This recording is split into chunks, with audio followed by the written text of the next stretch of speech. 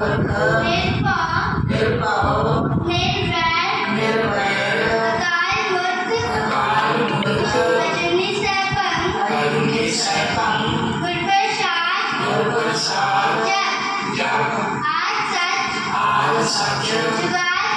जुगाद सच happy सच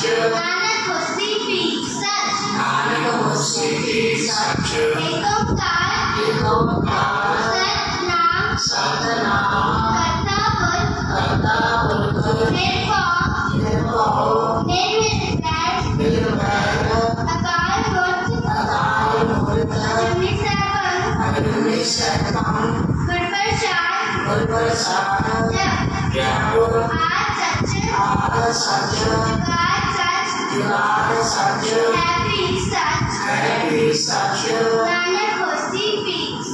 नानक होसी भी सच एक ओंकार